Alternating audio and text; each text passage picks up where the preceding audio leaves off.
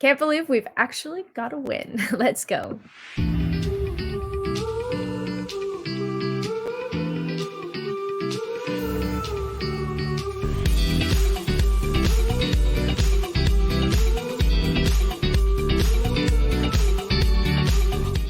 Hey guys, welcome back to the channel. Welcome back to another match review. This is Chelsea too. Sheffield nil. Chelsea finally got a win, and I am absolutely over the moon about it. I don't care who the opposition was. Like, just give me all 3 points, give me a win, give me some goals. I'm happy. And yeah, my background is different. I don't quite have a setup. I'm balancing my laptop on some Christmas presents because I'm at my parents' house visiting New York for the holidays. Very excited. And yeah, in this match review, I'm going to be going through my thoughts on Chelsea starting 11, my thoughts on the performers, the game, and kind of where Chelsea go. So if you're liking my videos, if you're liking this content, make sure to drop a like, turn on the notification button, sub, all that good stuff, because it helps other people find my channel as well. So let's get right into this starting 11. So in the goal, we had Petrovic come on. Obviously, Sanchez is out injured, and we had a set of a back line of all center backs with Cole Badiashile, Thiago Silva, and Sassy. That just goes to speak about the injury problems that we have had at the club. A pivot of Conor Gallagher and Caicedo, Modric, Palmer, Sterling, and then Jackson up front. Looking at this team, I quite liked it. I thought that it was pretty attacking minded. I thought that it made sense that Enzo Fernandez was rested. He's been playing almost every game for Chelsea. He's been looking maybe a little bit tired as well. I think he was also one yellow card away from suspension. I think he was, and a couple of other players as well. So it was important that he didn't get a yellow so as not to miss or have like less players to choose from for the next game. And overall, I thought that it made sense. Obviously, your hand is forced a bit to have the center backs, but we see Modric get an opportunity, Jackson and Palmer and Sterling. And I liked the idea of having Palmer play more centrally as well, because I feel like I think he said that that's his strongest position as a 10, but he can really play anywhere. And it just goes to show the type of player that he's been. Playing, like being one of Chelsea's best players and playing from the wing when he doesn't even consider that his best position. Talking about some other standout players for me, I thought that Caicedo was really, really good. If we look here, he had 2 chances created, which is something that you might not expect from Moises Caicedo. And I just felt in the first half, especially, he was all over the pitch and everything was kind of running through him. Got 3 fantasy points. Interesting.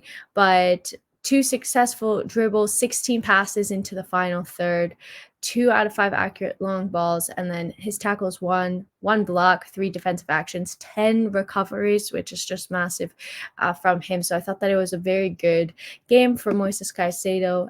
He's been getting a bit of stick, maybe unnecessarily, because of his price tag. For his recent performances. So I thought that he had a really good performance and he was a standout player. Obviously, Cole Palmer almost transferred him out of my fantasy team. So shout out to Olivia for convincing me to keep him in. And he got a goal and an assist. He's just looking fantastic. For his goal, I was nervous that for whatever reason they were going to discount it. I had already celebrated, and I don't know if anybody else does this, but I actually have like stopped celebrating goals for the most part. It's so sad unless I know that there's like no chance that it's going to be chalked up to VAR, but it feels like they're checking every single goal now for something, for a foul that was committed ages ago, or like a possible offside that you're like, this doesn't look offside to me, and they're checking everything. But I was super pleased with his goal and the performance that he put in as well. Obviously got an assist, and I just felt that he was creating a lot. He was unlucky not to get another assist or 2. There was an opportunity, I think it was with Broya, that he passed the ball to him, and then Broya just skied in and kind of like hit him weird. But if you take a look at his stats, he had 92% accurate passes, 2 chances created, expected goals 0.36, expected assists 1, and then let's see, successful dribbles 2 out of 5, accurate long balls. So I just thought that he had a really strong game as well. If you don't have him in your fantasy team, get him in your fantasy team. Nico Jackson is another one that I want to talk about. He has now equalized the amount of goals that Kai Havertz scored last season. And if I'm not wrong, Kai Havertz was Chelsea's top goal scorer last season, and he's already equalized that. I think he's getting a bit of an unfair, I'm not going to say treatment, but just like expectation, maybe, that the expectations are so high. He's already scored 7 goals. Like, he's on track to do double digits. I don't care how he's getting his goals. I don't care that today he scored one of the arguably easiest goals that he's ever going to score because of the player stopped and thought that the whistle should have been blown and it wasn't. I was As long as he's scoring goals, I don't care where we get them. And that's kind of like a problem that we've had at Chelsea in the past, is that we didn't have anybody who was there to score like the easier goals. Like, the positioning was just off. And I just think it's his first season in the Premier League. He's still super young. Like, he doesn't deserve the abuse and the treatment that he's been getting. Has he been brilliant? No, he's a raw player, and we knew that he was the raw product when we bought him. So I don't know why anybody's surprised about this. So I thought that, another solid performance. At least he got his goal as well, which is super positive, and overall happy. Taking a look at the game, Chelsea, you could see that they had momentum. This looks like we had way more momentum than we did. I felt that we were really flat in the first half of the game. It just felt very lethargic. It felt like we weren't passing with enough urgency. We weren't really trying to break down. We weren't creating all that much either. So it was a frustrating first half for me. I didn't think that was a good performance by Chelsea, and against Sheffield, who are our recently promoted side, currently 20th in the Premier League as well. You would expect Chelsea to be really dominating that game, no matter who you have on the pitch, no matter the age. This is a game that you would expect Chelsea to win. In the second half, I did feel that we looked a bit better. We did create more opportunities as well. And I think that we were also not a bit unlucky, but it was surprising that we didn't have like a bigger score line, because I feel like Chelsea could have easily won this game 4-0 if we were a bit clinical. And there were a couple of moments that I was just like, how have we not scored there? Like, how has the ball not gone in the back of the net? If you take a look at these stats here, we had 78% possession, which is like massive. The expected goal is 2.75. So you really feel that Chelsea should have gotten at least a third goal. 15 shots with 6 on targets, and then 5 big chances with 3 big chances missed.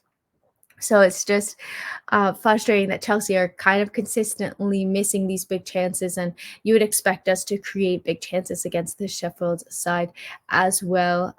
Taking a look at the top stats, Nico Jackson had the highest expected goals for 1.22.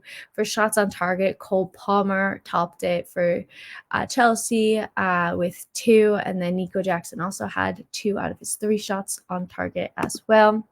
And Broya and Caicedo both completed all of their dribbles. Let's see who topped the big chances missed. I remember Broya had 1. Okay, Jackson had 1 and Sterling had 1 as well.